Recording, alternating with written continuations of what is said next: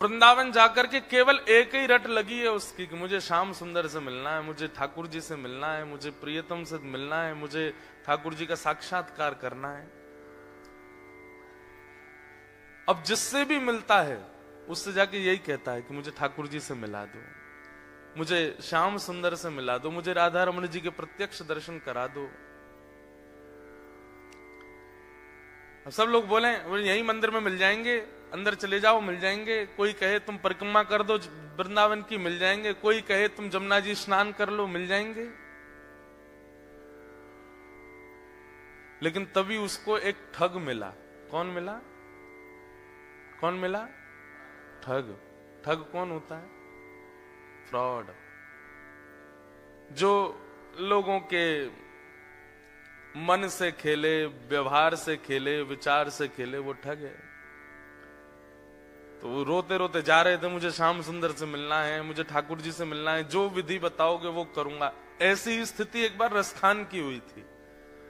रसखान भी जब वृंदावन आए तो वृंदावन आकर के ऐसी स्थिति में ही थे, जिससे बैठ के मिलते उससे यही पूछते मुझे श्याम सुंदर कैसे मिलेंगे। तो कोई कहता तुम ब्रजरज लगाया करो, तो पूरे तन पे ब्रजरज लगा के घूमते थे। अब मिल जाएंगे? बोले हाँ मिल जाएंगे। ऐसे ही घूमते थे। फिर किसी से मिले, वो किसी ने कहा तुम भैया इतनी मिट्टी पोत के क्यों चलते हो? बोले श्याम सुंदर से मिलना है। बोले इससे नहीं, तुलसी माला पहनो, कंठी पहनो, उससे मिलेंगे। तो रज भी लगाते, ऊपर से यहाँ पे भी कंठी पहन ली, इधर भी कंठी पहन ली, यहाँ भी तुलसी माला पहन ली, कमर में भी पहन ली, सिर पे भी बांध ली, कान में भी लटका ली। बोले अब मिल जाएंगे? सामने वाला बोला भाई महापागल है ये तो। हाँ मिल जाएंगे, ऐसे ही मिल जाएंगे। तो वैसे ही घूमते। इतने में कोई मिला, उसने पूछा ए भाई तुम इतनी कंठी पहन के क्यों घूमते हो? बोले श्याम सुंदर से मिलना है। ऐसे नहीं मिलेंगे, वृंदावन की रोज 3 परिक्रमा लगाया करो। बस कोई कहे भर दे, निकल गए परिक्रमा में। 3 नहीं, पूरे दिन चलते ही रहते हैं, वृंदावन परिक्रमा में डोलते रहते। जहां नींद आ जाती है वहीं सो जाते हैं, जैसे आंख खुलती फिर चलने लगते हैं। वृंदावन परिक्रमा पथ छोड़ा ही नहीं, उसी में चलते हैं। फिर कोई मिल गया, बोले भैया हमने देखा तुम पूरे दिन वृंदावन परिक्रमा ही लगाते रहते। बोले श्याम सुंदर से मिलना है। ऐसे नहीं मिलेंगे, वो कंठ भर यमुना जल में खड़े हो जाओ तब मिलेंगे। बस उसी समय कोई कह दे, उस पर यह विचार नहीं करते थे कि कहने वाला योग्य है कि अयोग्य है, कि कितना बड़ा है कितना छोटा है, कौन है। कह दे कि ऐसे ठाकुर जी मिलेंगे, वही करने लगते। हाँ सब जगह ढूंढा, सब प्रयास किए, उनकी इस भोलेपन पर, उनके इस विश्वास पर कि कोई भगवत प्राप्ति का मार्ग सहज बता दे, उसी को करने लगते हैं। इतने प्रसन्न हो गए ठाकुर जी इस भाव से। देखो दुरो एक कुंज कुटीर में। रसखान को एक दिन ठाकुर जी दिख गए, और जैसे ही ठाकुर जी दिखे बावड़े होकर के रसखान डोलने लगे। किसी ने पूछा, बोले क्या हुआ? बोले मुझे ठाकुर जी मिल गए। किसी ने पूछा वर्णन तो करो, कैसे दिखे, कैसे मिले? तो जो वर्णन किया है ना रसखान ने, रसखान कहते हैं देखो दुर्यो में कुंज कुटीर में, रहो पलोटत राधिका पाए। बोले मैंने कैसे देखा? सब जगह ढूंढा, मुझे नहीं मिले। तभी मैंने वृंदावन की एक कुंज में देखा, तो उस कुंज में मुझे दिखा कि एक रत्न जड़ित सिंहासन है, और उस सिंहासन पर किशोरी जी बैठी हैं, और किशोरी जी के चरणों में अपने मुकुट को रख करके श्याम सुंदर बैठे हैं। मैंने वहां उनको देखा। देखो दुर्यो में कुंज कुटीर में, रहो पलोटत। पलोटत का मतलब होता है ऐसे ऐसे पलट रहे ठाकुर जी। राधिका पायन, किशोरी जी के चरणों में लिपटा हुआ मैंने श्री कृष्ण को देखा। ये वुमेन एम्पावरमेंट वाले जो होते हैं ना, इनको कभी कभी ठाकुर जी को अपना एम्बेसडर बनाना चाहिए। श्री कृष्ण जैसा नारी सशक्तिकरण करने वाला मुझे आज तक नहीं दिखा। आप लोग जगन्नाथपुरी गए? नहीं भी गए होंगे तो जगन्नाथ जी का दर्शन चित्र में किया होगा। बड़े भैया इधर बैठते हैं, छोटे भैया इधर, बीच में बहन बैठती है, छोटी बहन है, और आप कभी जगन्नाथपुरी जाओगे ना, आपको सब दर्शन करने किसके जा रहे हैं? जगन्नाथ जी के। पर जगन्नाथ भगवान को जब आप देखोगे तो गर्भगृह का गेट इतना सा है और ठाकुर जी इतने बड़े बड़े हैं। तो आप जब देखोगे जगन्नाथ जी इतने ही दिखेंगे आपको, और बलभद्र जी इतने दिखेंगे, वो इधर बैठते हैं, जगन्नाथ जी इधर, सुभद्रा जी पूरी पूरी दिखती हैं। मानो इतनी जनसंख्या दर्शन करने के लिए आई है, तब भी ठाकुर जी ने बहन को आगे कर रखा, तुम दर्शन दो, तुम्हारी आराधना होगी। हमारे वृंदावन में आ जाओ, वहां पे भी ठाकुर जी, जो लोग व्रजरस नहीं जानते वो ठाकुर जी का नाम बोलते हैं, जो वृंदावन रस को जान गए हैं वो किशोरी जी का ही नाम बोलते हैं। उनको पता है कि बोले ठाकुर जी तो केवल दर्शन दे रहे हैं, चलेगी तो यहां किशोरी जी की। जब लाला थे तो यशोदा मैया सर्वोपरि, जब नेक बड़े हुए तो किशोरी जी सर्वोपरि।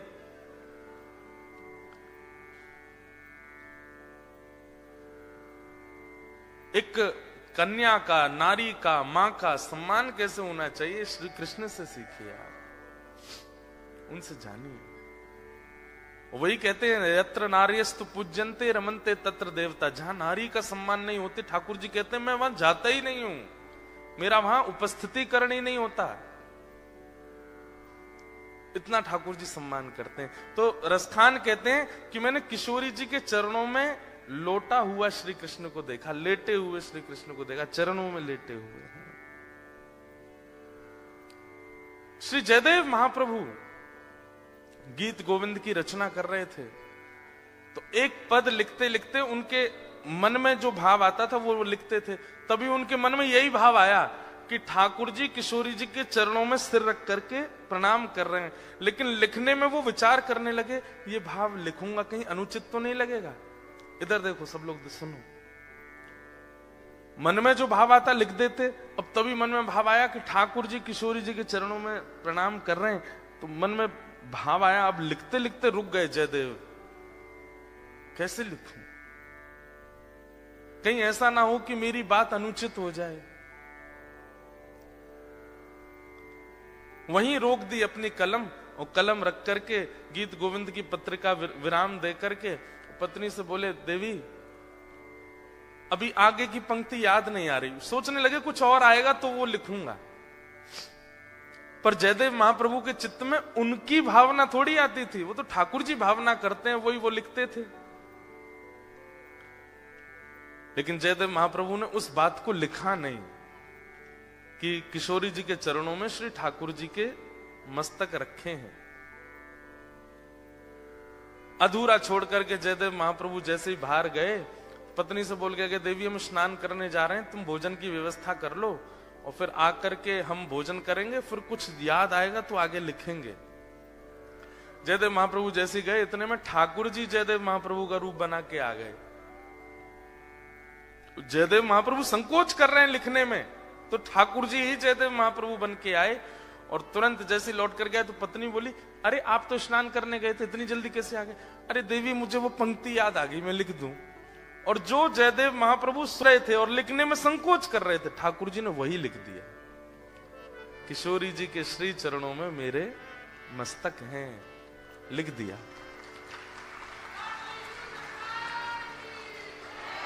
जैसे ही ये लिखा भाव लिखने के बाद ठाकुर जी बोले, अब इतने सही पूर्ति थोड़ी, इतनी दूर चल के आए, भोजन पानी करके जाएंगे। देवी भोजन लगा लिया तुमने? तो जयदेव महाप्रभु की पत्नी बोली, आप स्नान नहीं करेंगे? बोले आज बिना स्नान किए पाएंगे, लाओ। वाह, आज सारे नियम तोड़ देंगे। बोले आज मैं बहुत प्रसन्न हूं, ऐसी पंक्ति लिखी है मैंने, मेरे को मन हो रहा है कि आज मैं बिना स्नान के प्रसाद पाऊं। पत्नी बोली जैसी आज्ञा, पति के आगे थोड़ी बोलना चाहिए।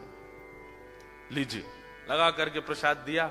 जयदेव महाप्रभु के रूप में ठाकुर जी ने खूब प्रेम से पाया। उनकी पत्नी का नियम था कि पति की थाली में ही पाती हैं पत्नियां, उनका थोड़ा उच्छिष्ट हो या साथ में बैठ के पा लेती हैं या उसके बाद पाती हैं, पति की थाली में ही पा लेती हैं। तो उनकी पत्नी का नियम था, वो जयदेव महाप्रभु के बाद उसी थाली में पाती थी। थाली लेकर के वो अपना पाने बैठ गई। जयदेव महाप्रभु, अब हम जा रहे हैं नहाने के लिए, हाँ तुम पालो। ठाकुर जी जैसे गए, इतने में असली जयदेव महाप्रभु आए। जैसे ही घर में आए, देखा पत्नी प्रसाद पा रही। देवी आज इतनी भूख लगी कि हमसे पहले ही पा लिया। पत्नी बोली, वाह, अभी तो आप पाके गए हो। बोले, मैं कब पाके गया? मैं तो बोल के गया था कि प्रसाद की तैयारी कर लो। अरे कितनी जल्दी भूल गए? अभी आप आए लौट करके बोले पंक्ति याद आ गई है, आपने पुस्तक उठा के पंक्ति लिखी, उसके बाद बोले प्रसाद पवा दो। मैंने बोला भी कि बिना नहाए पाओगे? बोले हाँ, आज बहुत प्रसन्न हूं, पाके चले गए स्नान करने और आप कह रहे हो ये सब क्या? जयदेव महाप्रभु बोले, पंक्ति लिखी? हाँ, आपने गीत गोविंद में पंक्ति लिखी।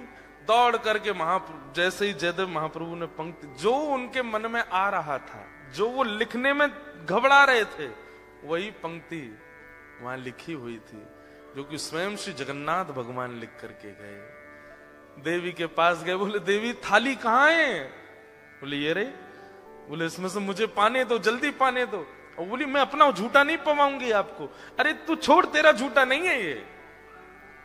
वो कोई और नहीं थे, वो स्वयं ठाकुर जी आए थे। मैं संकोच कर रहा था लिखने में, उस संकोच को बदलना चाह रहा था मैं, लेकिन मेरी अनुपस्थिति में ठाकुर जी आए, लिख करके गए और तेरे हाथ से बनी प्रसादी पा करके अपना उच्छिष्ट प्रसाद तुझको दे करके गए। मुझे दे दे, उसमें से 2-3 कण दे दे। वो ठाकुर जी पा करके गए। ऐसे जयदेव महाप्रभु। तो ये व्रज का भाव है। वहां किशोरी जी कौन है? बंधुओं, श्री राधा रानी कौन है? ध्यान से सुनिएगा। व्यक्ति को जब अत्यंत आनंद आता है, तो देखो यहां बैठे हर व्यक्ति, मुझसे लेके पीछे तक, हम सबको जब भी बहुत आनंद आता है तो हम सबकी एक कोई ना कोई क्रिया है, हम वो करते हैं। जैसे कोई व्यक्ति है वो जोर से नाचने लगता है जब उसको बहुत आनंद आता है। कोई व्यक्ति है उसको बहुत आनंद आता है, वो रोने लगता है। कोई व्यक्ति जिसको आनंद आता है वो चिल्लाने लगता है। कोई व्यक्ति उसको बहुत आनंद आता है तो बड़े उल्टे सीधे काम भी करते हैं लोग। कई लोगों को बड़ा जोर से आनंद आता है तो सिर के बल लुढ़क ही मारते हैं, करते हैं। कोई कूदने लगता है, कोई चिल्लाता है। ऐसे ही श्री कृष्ण को जब बहुत आह्लाद होता है तो श्री ठाकुर जी प्रकट नहीं कर पाते। ब्रह्मांड नायक है ना, इसलिए ठाकुर जी ने विचार किया मैं क्या करूं। मेरा अत्यंत आह्लाद, जो मेरा जो आनंद का स्वरूप है, जब मुझे बहुत प्रसन्नता होती है तो मेरे हृदय में जो आह्लाद है मैं उसको कैसे प्रकट करूं। तब ठाकुर जी ने एक दिन मन में विचार किया कि आज मैं अपने आह्लाद स्वरूप को प्रकट करूंगा। जो मेरे चित्त में आनंद आता है उसको मैं प्रकट करूंगा। और जब ठाकुर जी ने अपने चित्त के आह्लाद को प्रकट किया तो वही आह्लाद ही श्री किशोरी जी के रूप में प्रकट हुआ। इसलिए ठाकुर जी की आह्लादनी शक्ति है कौन? श्री राधा रानी। ठाकुर जी का अद्भुत सुख, अद्भुत आनंद, अद्भुत उत्साह, अद्भुत प्रेम, वो सब एकत्रित हुआ हृदय में और वही श्री ठाकुर जी से प्रकट हुआ श्री किशोरी जी के रूप में, श्री लाडली जी के रूप में। इसलिए ठाकुर जी सदा उनको निहारते हैं। कई लोगों के मन में बहुत प्रश्न आते हैं, क्योंकि हम लोग आजकल के सीरियल्स देखते हैं, आजकल की मूवीज देखते हैं, तो आजकल के लड़का लड़की की तरह ही हमको दिखते हैं। ठाकुर जी का वो आह्लाद है। ठाकुर जी नित्य देखते हैं किशोरी जी को, उसी से ही प्रसन्न होते हैं, उसी से ही आनंदित होते हैं। तो रसखान को वही दर्शन हुए। देखो दुर्यो में कुंज कुटीर में रहो पलोटत राधिका पायन। किशोरी जी के चरणों में लोटा हुआ मैंने कृष्ण को देखा। परंतु ये भगवत साक्षात्कार रसखान को, जयदेव महाप्रभु को, सूरदास जी को कैसे हो रहा है? केवल एक क्रिया, गुरु के प्रति अटूट विश्वास। हमारे गुरु चाहे जैसे ही हैं, पर हमारे गुरुदेव अगर आज्ञा कर दें, उनकी वाणी अगर सुन लें, उनके प्रवचन सुन लें, उनकी बात जो है हमारे चित्त में घर के बैठ जाए, उस पर फिर दोबारा संशय ना हो। बस ये बिना संशय की बुद्धि जो गुरु के प्रति है, यही भगवत दर्शन कराती है। तो एक व्यक्ति को ठग मिला, वही बता रहे थे ना, वो सबसे पूछे मुझे ठाकुर जी कैसे मिलेंगे, तो इतने में ही सब बोलते मंदिर में चले जाओ, कोई कहता परिक्रमा लगा आओ, कोई कहता ये कर लो। लेकिन नहीं मिले ठाकुर जी, तो रोता रोता एक गली में पहुंचा, तो वहां से एक ठग आ रहा था। उससे पूछने कि मुझे ठाकुर जी कैसे मिलेंगे। तो ठग ने देखा, बोले कि इसकी स्थिति बड़ी भावुक है, रो रहा है और ठाकुर जी से मिलने के लिए बड़ा व्याकुल है, लेकिन इसके हाथ में 2-3 सोने की अंगूठी हैं, गले में एक चैन भी पहनी है, उसके पास में बैग है, उसमें भी कुछ तो रुपए पड़े ही होंगे। चलो इसको मिलवाते हैं ठाकुर जी से। बोले मेरे साथ चलो, मेरे पीछे पीछे चलो। और जैसे बोला पीछे, वो तो इतना उत्साहित हो गया, चलो चलो मिलवाओ ठाकुर जी से। जमुना जी ले गए। जमुना जी जाकर के बोले अब सारे वस्त्र उतार दो, अपने झोला रख दो नीचे। वस्त्र उतार दिए तुरंत। बोले कैसे मिलेंगे ठाकुर जी? बोले जितना पहना है सोना चांदी सब उतार दो। सब उतार दिया। बोले बस एक वस्त्र में रहो, जाओ कंठ भर जमुना जी में खड़े हो जाओ। तुरंत चला गया। अब उसको ठंडी कहां लगती है, उसको गर्मी। जिसको ठाकुर जी से मिलने की इच्छा हो उसको फिर बाह्य व्यवहार, फिर जिसको प्रेम हो गया हो ना, उसको ना भूख लगती है, ना प्यास लगती है, ना नींद लगती है, ना ठंड लगती है, ना गर्मी लगती है, कुछ नहीं लगता। प्रेम अद्भुत वस्तु है। हम आप सब लोगों को जो होता है वो आकर्षण है। हम आप सब लोगों को जो होता है वो संसारी केवल और केवल मोह है। बहुत 0.1% किसी जीव को प्रेम होता है। हमारा आपका प्रेम स्वच्छ नहीं है, लेकिन जिसको प्रेम हो जाता बाधित नहीं करती। अपने प्रियतम को अगर देखना है तो कितनी भी ठंड पड़ रही हो वो ठंड में जग जाएगा। अपने प्रियतम के लिए भूखा रहना है तो रह लेगा। चला गया, यमुना जी में खड़ा हो गया कंठ भर जल में और बोले नेत्र बंद कर लो। और नेत्र बंद करके श्री राधा पुकारते रहो। जब तक मैं कहूं नहीं तब तक आंख मत खोलना। जैसे ही ठाकुर जी सामने आएंगे मैं बोलूंगा कि आंख खोलो, तभी खोलना।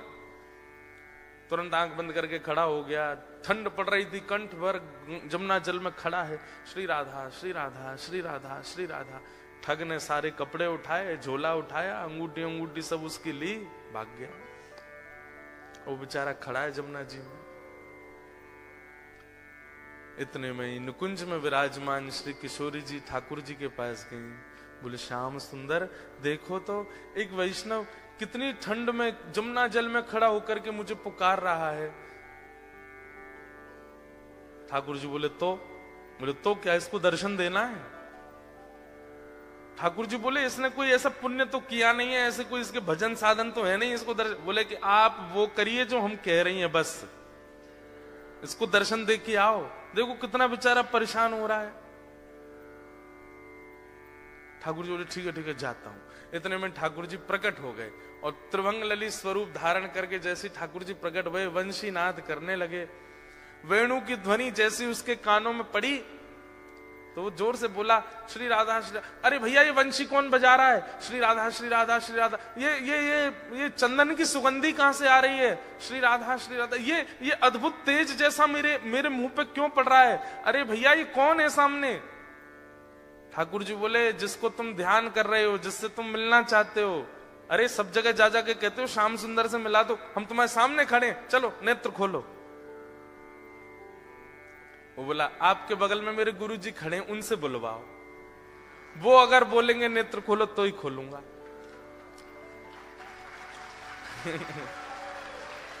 ठाकुर जी आप आ गए, बहुत अच्छा किया आपने अपने वचन का निर्वहन किया, पर आपके बगल में मेरे गुरुजी खड़े हैं, वही मुझे लेकर के आए थे। उन्होंने ही कहा था जमुना जी में खड़े हो जाओ, राधा राधा जपो।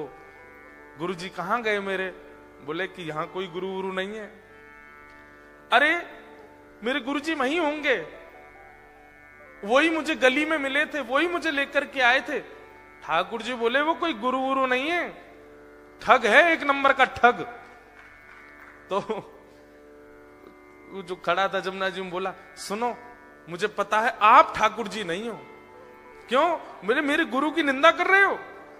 चले जाओ यहां से, आप ठाकुर जी नहीं हो सकते। जिन गुरु जी ने आपसे मिलवाया या आपको मेरे सामने भेजा भी उन्हीं गुरु की निंदा कर रहे हो, मुझे आपको नहीं देखना। ठाकुर जी बोले बड़ा पागल है, हमको क्या जम जा सर्दी में। ठाकुर जी वापस आ गए। श्री जी बोली दिया है दर्शन? अरे श्री जी कैसे पागलों के पास भेज देती हो आप? मैं 20 मिनट से वहां खड़ा था, उसको बोल रहा था नेत्र खोल करके दर्शन कर ले, मेरे यूं कह रहा बगल में गुरुजी होंगे उनसे किब्बाओ। उसका गुरु वो ठग है, एक नंबर का चोरी करता है, ब्रजवासियों की चोरी करता है। उसको तो किसी दिन बताऊंगा मैं, उसको गुरु माने बैठा है। इनको इतनी बुद्धि नहीं किसको गुरु बनाना चाहिए, किसको मानना चाहिए, उसकी बात मान के बैठा है। श्री जी बोली या तो उसको दर्शन दे के आओ, नहीं तो हम नाराज हो जाएंगे। उसको दर्शन दो। बोले अरे वो गुरु की आज्ञा मानेगा। बोले तो गुरु को खोजो, पहले गुरु से बुलवाओ कि आंख खोल, दर्शन दे के आओ। ठाकुर जी बोले हे श्यामा जी, आप कितनी भोली हो, कितनी सीधी हो। बताओ, उस ठग ने जीवन में कुछ अच्छा नहीं किया, उसको मेरे दर्शन करवा दो। ठाकुर श्री जी बोली आप ये विचार क्यों करते हो कि किसी के पास योग्यता होगी तो ही दर्शन दोगे, अयोग्यों को दर्शन नहीं दे सकते। हमारे ब्रज में एक कथा बताते हैं कि जन्माष्टमी पहले आती है राधाष्टमी से। तो जन्माष्टमी पर एक होड़ होती है हमारे ब्रज में कि जन्माष्टमी बड़ी होगी कि राधाष्टमी बड़ी होगी, किसमें ज्यादा धूम मचेगी, इसकी होड़ होती है बड़ी। और ये होड़ आज से नहीं चल रही है, ये हमेशा से है। तो जब ठाकुर जी और श्री जी धराधाम पर लीला कर रहे थे, तब की एक ऐसी लीला है कि सारे ग्वाल बाल जो हैं ये प्रतिस्पर्धा में तैयारियां करते हैं कि अरे ललिता आवेगी, विशाखा आवेगी, चंपकलता आवेगी, इंदुलेखा आवेगी, सबरी आकर के देखेंगी और जैसे ही लाला की वैभव को दर्शन करेंगी आंख खुली रह जाएंगी उनकी। और ये सब भी जब जाती हैं ना ठाकुर जी के जन्माष्टमी उत्सव में, तो जाकर के देखती हैं इनने जैसो क्यों, या से 21 करनी है राधाष्टमी की तैयारी। तो अब की बार मधुमंगल श्रीदामा तन सुखा मन सुखा धन सुखा बोले लाला अब की बार कछु ऐसो करें कि हमारो लाला दानवीर दिखाई दे, हमारे लाला खूब दानी है, ऐसा अनुभव हो। तो ठाकुर जी बोले कहा करेंगे। बोले लाला लड्डू बनवा में। बोले कितने लड्डू? बोले कोई गिनती नहीं, बनवा दें बस। और सबसे कहेंगे कि अपने अपने घर से पात्र लेकर के आओ, जितना बड़ो पात्र होगा उतने लड्डू भर के देंगे। बरसाने वारिन की आंख खुलनी चाहिए, देखो हमारो लाला कितनो दानवीर। कोई इतनी बड़ी परात लेके आवेगा तो वो भर के देंगे, और कोई छोटी कटोरी लेके आवेगा तो वो भर के, जितना बड़ा पात्र उतने लड्डू भर के देंगे। सब लोग इधर देखो।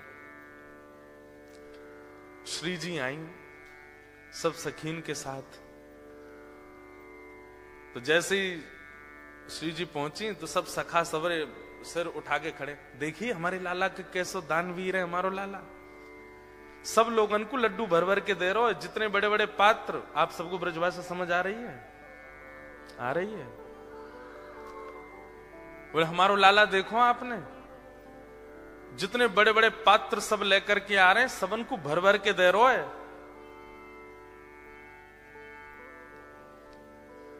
इतने में ललिता बोली और कोई छोटे पात्र लेके आ रहे हो तो? वो बोले भाई जितना बड़ा पात्र उतने ही लड्डू मिलेंगे, और तुम्हारी बस चले तो इतना बड़ा पात्र ले आओ, लाला भर के ही देखो। अब तुम पे है ही इतना सा तो फिर तो 4 लड्डू ही देखो। ललिता विशाखा बोली राधाष्टमी पे बरसाने आई हो अब के, तो दिखाएंगे हम। तो सब रे सखा बोले ऐसो कहा करेंगे ये? तो बरसाने में कहा कियो, सब जगह हल्ला मचवा दियो, कोई भी पात्र लेकर के मत आइयो, खाली हाथ आइयो। तो ये सुनकर के सब सखा बोले बताओ पात्रन की मना कर दे तो कहा देंगे ये?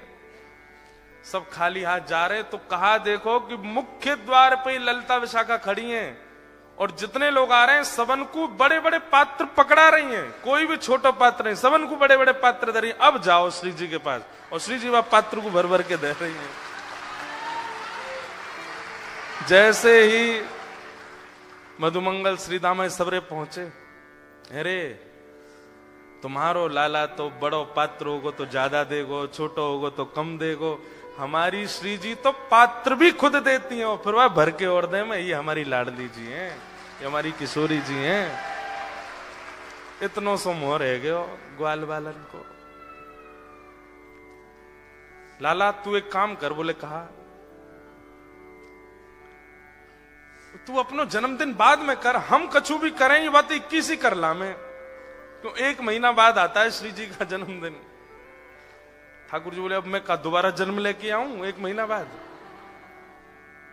बोले कहां बता मैं कितनों कछु कर ले हो, हम तो 21 ही ने कर आवे हर बार। तो हमारी श्री जी कैसी? अब इसके आध्यात्मिक अर्थ क्या है कि हमारे ठाकुर जी तो ऐसे भैया तुम्हारी पात्रता जितनी है उतनी कृपा करेंगे, पर हमारी श्री जी कैसी हैं? बोले पात्र भी स्वयं बनाती हैं और फिर कृपा भी करती हैं। ऐसे हमारी लाडली जी, ऐसे हमारी किशोरी जी। तो श्री राधा रानी बोली जाओ पहले उस ठग को खोजो और उसको लेकर के जमुना जी पर जाओ, बातें किब्बाओ कि लाला आंख खोल, और ये जब आंख खोले तो या दर्शन दे के फिर आओ। ठाकुर जी बोले जा रहा हूं। ठाकुर जी गए, अब ठग को खोज रहे हैं वृंदावन में कहां है। इतने में वो कहीं मिल गया, तो ठाकुर जी जैसे ही पहुंचे आंख पे हाथ धरे, अरे भैया इतनी जोर से रोशनी आ रही है, कौन आयो? इतने में श्री राधा रमन लाल प्रकट हो गए उसके सामने। ठग बोलो आप? बोले मैं नंदन नंदन ब्रजोर चंदन। अरे आप मुझको प्रत्यक्ष दर्शन दे रहे, मैं छू के देख लूं?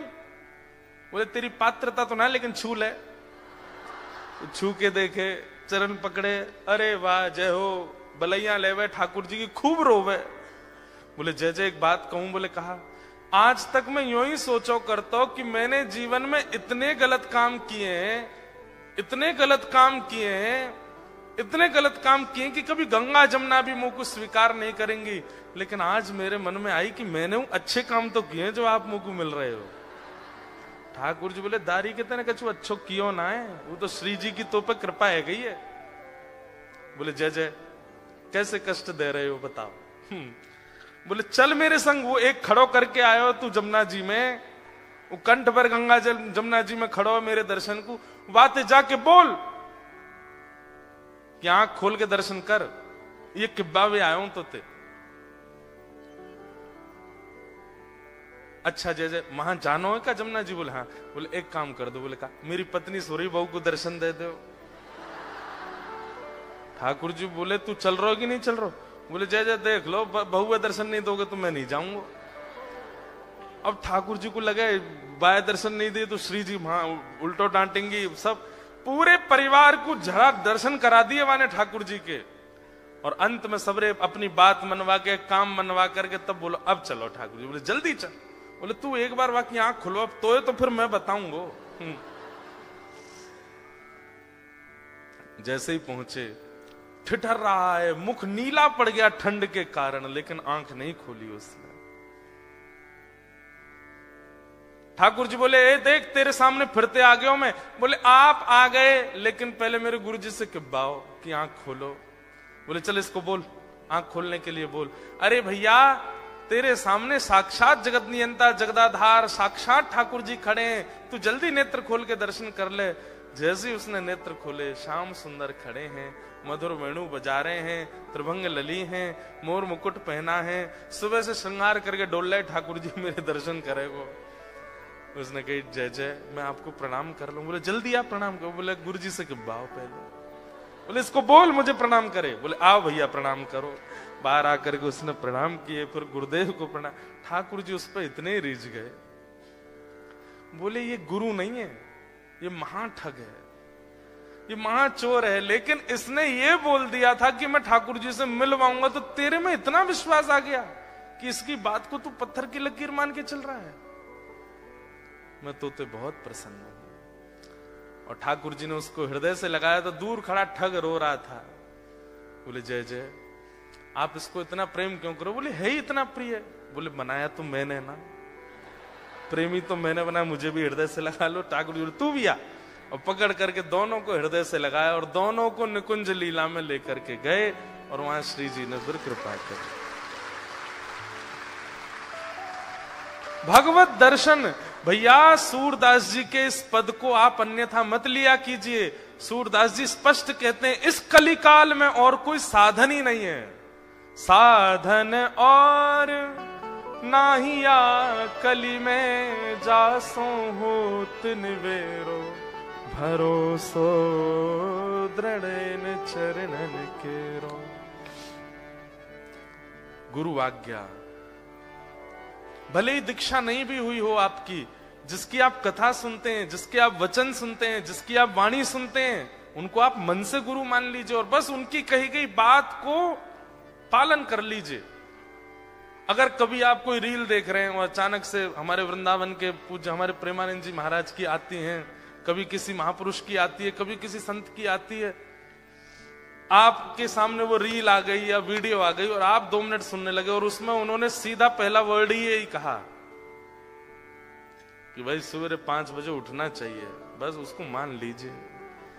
वही चाबी है। आप सत्य बता रहे हैं, इतने सामान्य सी बात भी आप एक आचार्य की मान लेते हैं ना, उसी से ही भगवत भाव प्रकट होने लग जाते हैं चित्त में। देखो इसके पीछे कॉन्सेप्ट क्या है कि अभी आप अपने स्वयं के स्वामी बने हुए हैं, इसलिए आपकी जिम्मेवारी आपके ही हाथ में है।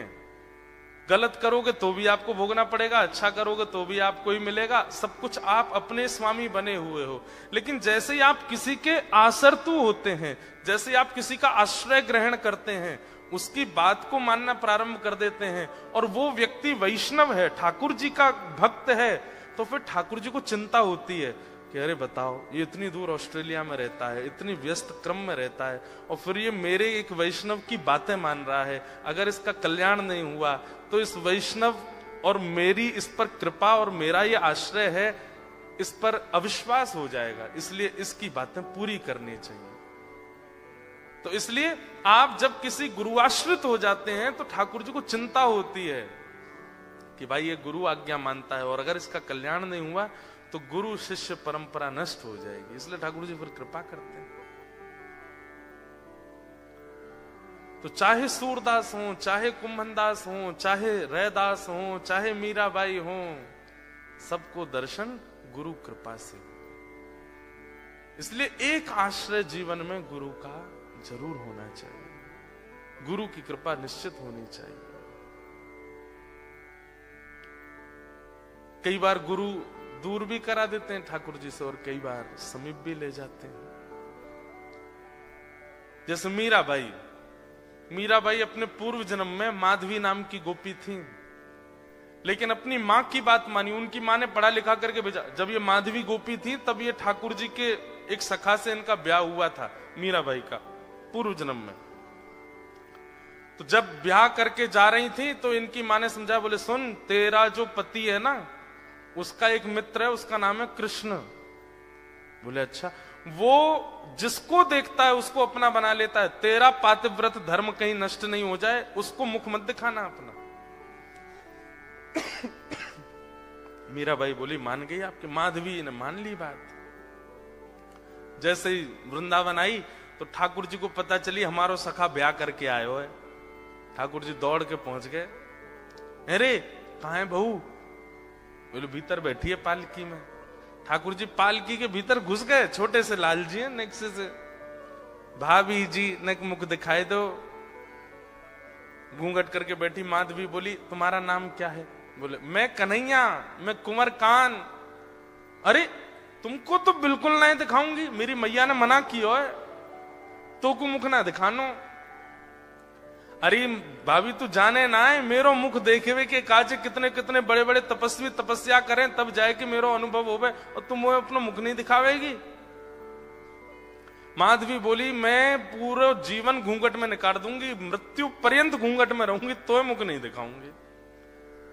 तो ठाकुर जी फिर बहुत देर तक मनाते रहे, जाते जाते बोल गए देख लियो भाभी तड़पेगी मोह देखवे के काजे, और तो इतनी प्रतीक्षा करनी पड़ेगी, फिर तेरे जीवन में एक गुरु आवेगो, वो ही मेरा अनुभव करावेगो।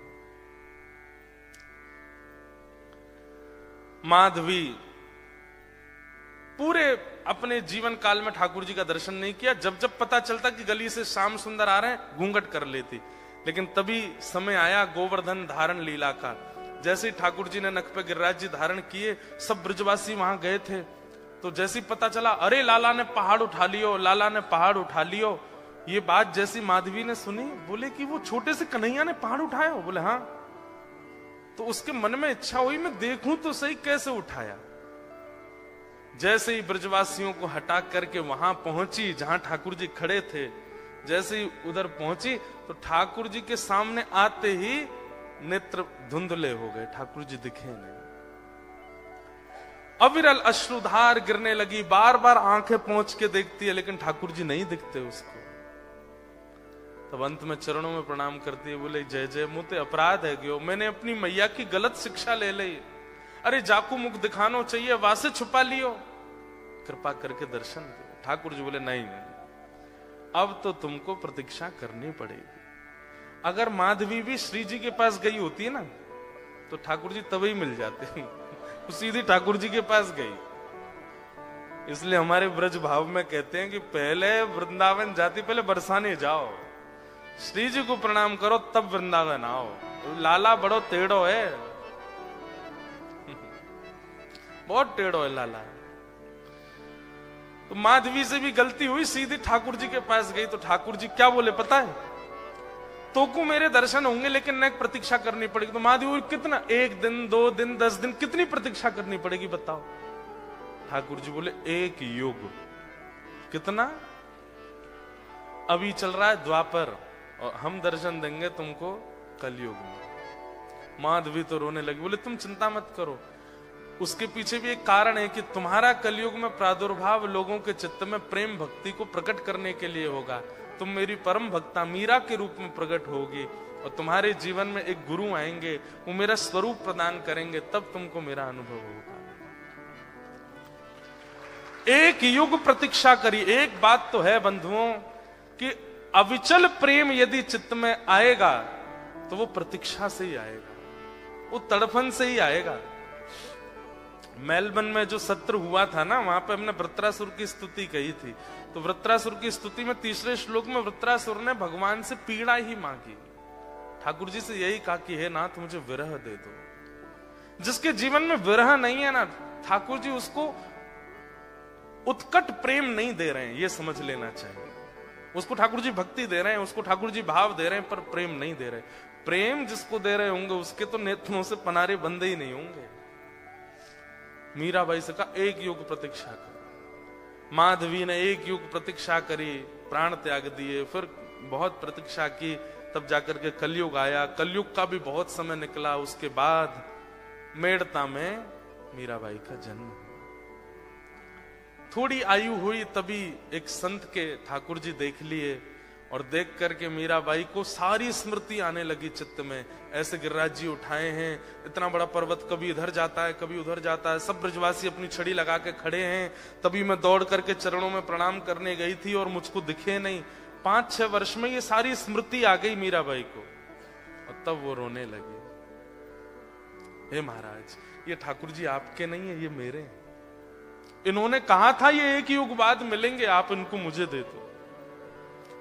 3 दिन के लिए छोटी सी मीरा ने अनशन किया और उसके अनशन व्रत से घबरा करके महाराज जी ने ठाकुर जी दे दिए। और फिर मीराबाई का चरित्र सब है ही है विस्तृत। उन्हीं को लेकर के मीराबाई घूमती हैं, नाचती हैं, गाती हैं और मीराबाई उनको ठाकुर जी मिले फिर